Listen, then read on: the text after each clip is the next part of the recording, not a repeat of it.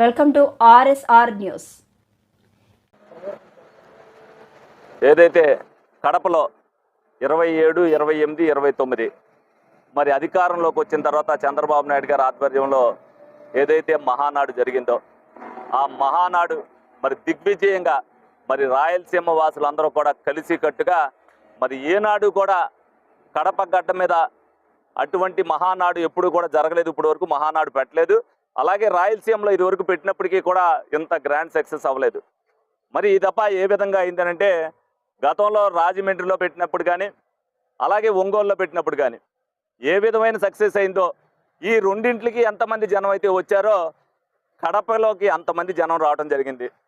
20 కిలోమీటర్ల బారు ప్రజలు నడుస్తూనే ఉన్నారు, వచ్చేవాళ్ళు వస్తూనే ఉన్నారు, వెళ్ళేవాళ్ళు వెళ్తూనే ఉన్నారు. ఎందుకంటే 4 గంటలకి సభ మొదలవ్వాల్సి వస్తే మరి జనాభా ఎక్కువ అయిపోవటం వల్ల 3 గంటలకే చంద్రబాబు నాయుడు గారు మీటింగ్ ప్రారంభించడం జరిగింది. ఇది చూసి వైసీపీ గుండెల్లో రైళ్లు పరిగెత్తినాయి. ఏదైతే భోజనానికి వెళ్ళినప్పుడు ఫోటోలు తీస్తారు ఎవరో లేరని చెప్పి, లేకపోతే ఎక్కడైతే భోజనాలు చేయనప్పుడు భోజనాలన్నీ కూడా అయిపోయినాయి ఎవరో లేరనేది ఫోటోలు తీస్తారు. వీళ్ళకి ఏం చెయ్యాలో తెలియక వీళ్ళ పిచ్చి చేష్టలకి జనం అంతా కూడా నవ్వుకుంటున్నారు.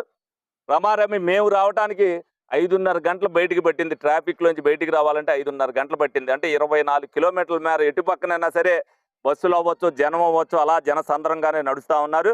ఇటువంటి మహానాడును చూసిన తర్వాత ప్రజలు, ఎందుకంటే వాళ్ళు ఏదన్నా అంటే ఏదో భోజనాలు పెట్టారు వచ్చారనేది, మనం ఏదన్నా పెళ్లి చేసుకుంటాం, పెళ్లి చేసుకోవడానికి భోజనాలు పెడతాం. మరి అంటే భోజనం పెట్టామని పెళ్లికి వస్తారా?